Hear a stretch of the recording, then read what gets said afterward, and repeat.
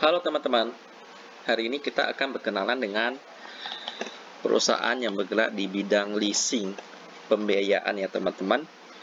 Kemarin-kemarin kita sudah berkenalan dengan banyak perusahaan-perusahaan yang bergerak di bidang leasing ya, seperti anak perusahaan daripada Bank Bukopin, lalu ada lagi Adira Finance dengan kode ADNF yang juga punyanya Bank Danamon, lalu ada lagi Fifth Group yang merupakan anak perusahaan daripada Astra International TBK atau ASII ya. Dan sekarang kita akan berkenalan dengan WOM Finance ya, atau dengan nama Wahana Otomitra Multiarta Tbk dengan kode emiten WOMF ya, merupakan anak usaha daripada Maybank, Bank Maybank Indonesia Tbk ya, dengan kode emiten BNII. Sedangkan ini anak perusahaannya yang bergerak di bidang leasing pembiayaan berkode emiten WOMF ya. Memang kalau kita lihat banyak sekali perusahaan yang bergerak di bidang yang serupa, di bidang pembiayaan ya, karena mungkin kebutuhan masyarakat itu kan konsumtif, jadi memerlukan cara cepat untuk mendapatkan pembiayaan melalui leasing ini. Mirip-mirip dengan sistem kredit teman-teman. Kita akan membeli suatu barang, nanti perusahaan ini akan menjamin, tetapi dengan bayaran bunga kredit. Lalu kita sekarang akan berkenalan dengan WOM ini sendiri ya. Lalu kita akan melihat di sini profil daripada perusahaan WOMS. Didirikan pada tahun 1982 dengan nama PT Jakarta Tokyo Leasing yang bergerak di bidang pembiayaan sepeda motor, khususnya pembiayaan untuk sepeda motor merek Honda ya. I see.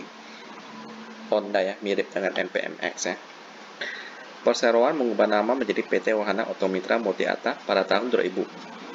Sejalan dengan transformasi bisnis yang dilakukan, perseroan terus mengalami perkembangan dan tidak hanya melayani pembiayaan sepeda motor merek Honda, namun melayani pula pembiayaan sepeda motor merek Jepang lainnya seperti Yamaha, Suzuki, dan Kawasaki. Ya, jadi bukan fokus ke Honda ya sekarang. Lalu perseroan mendapatkan pernyataan efektif dari OJK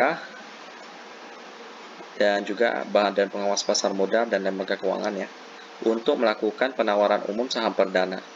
Pada kesempatan tersebut, perseroan menawarkan sebanyak 200 juta lembar saham dengan nilai nominal Rp100 per saham dan harga penawaran sebesar 700 ya. Jadi nilai nominal ini nilai dasarnya, tapi nanti pada saat IPO yang ditawarkan itu sebesar ini teman-teman. Ya, ini bisa diatur jika ada persetujuan daripada tadi OJK, Bapepam dan LK ya. Karena tidak sembarangan bisa menetapkan harga ini. Tentu saja ini sangat menguntungkan perusahaan karena mendapatkan dana 7 kali lipat daripada modal dasarnya ya. Itulah bagaimana mekanisme IPO teman-teman. Lalu saham-saham tersebut telah dicatatkan pada Bursa Efek Jakarta dan Bursa Efek Surabaya. Sekarang sudah bernama Bursa Efek Indonesia pada tanggal 13 Desember 2014. Lalu pada tahun 2005, perseroan menjadi bagian kelompok usaha daripada PT Bank Maybank Indonesia Tbk ya. Nah ini, setelah BNII mengakuisisi 43% saham perseroan. Lalu pada tahun 2015 melakukan reissue. Lalu PT Bank Maybank Indonesia Tbk atau BNII bertindak sebagai standby buyer. Ya. Jadi kalau tidak ada yang tidak mengeksekusi reissue-nya akan dibeli oleh Maybank ini, standby ya. Dalam reissue ini perseroan menerbitkan 1.481.481.480 lembar saham baru ya. Kemudian kepemilikan BNII di perseroan berubah menjadi 68,55%, menjadi pengendali yang pasti ya. Lalu perseroan terus berupaya untuk mewujudkan visi perseroan menjadi salah satu perusahaan pembiayaan terbaik di Indonesia. Untuk itu, perseroan akan terus meningkatkan kualitas pelayanan yang diberikan kepada seluruh pelanggan. Salah satunya dengan memanfaatkan teknologi informasi, sehingga pelanggan dapat terlayani dengan cepat, tepat, efektif, dan efisien ya. Oke, itulah sekilas tentang WOMS sendiri, dan sekarang kita akan melihat keuangan daripada WOMS ini sendiri ya. Bersaing ketat dengan Adira Finance dan Fifth Group.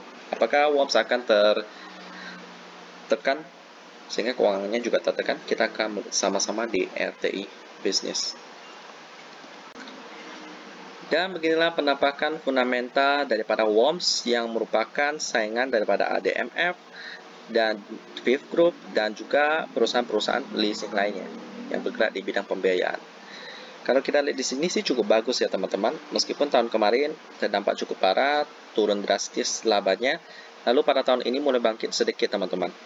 Ya, memang laba daripada perusahaan leasing itu cukup kuat ya, karena mereka bergerak di bidang yang menjadi konsumsi daripada masyarakat, yaitu bidang kredit, apalagi kendaraan ya. Kita semuanya perlu kendaraan untuk berpindah tempat dari satu tempat ke tempat yang lain lebih cepat. Kita lihat di sini fundamentalnya bagus, operating profitnya besar sekali ya daripada net profitnya, yang membuat PR-nya itu tinggi, 8,11 kali. Di bidang operating profit margin juga bagus, 34%, jadi cukup tebal ya. Berarti kreditnya lancar sekali. Lalu di sisi net profit margin 8% ya. Kita lihat di sisi liquidity, cash ratio-nya 14%. Ya, memang kalau bergerak di bidang ini sih memang kebanyakan dalam bentuk piutang ya, karena kan memang kredit seperti itu. Jadi perlu waktu supaya cicilannya itu dapat terbayar semua. Apakah WOMS ini menarik untuk diinvestasikan? Kalau saya lihat sih memang menarik ya teman-teman ya. Apalagi ketika konsumsi masyarakat mulai pulih kembali, WOMS ini tentu saja kinerjanya akan berpulih kembali. Apalagi WOMS ini sangat rajin bagi dividen ya teman-teman ya. Berbeda dengan perusahaan panin yang jarang sekali membagikan dividen.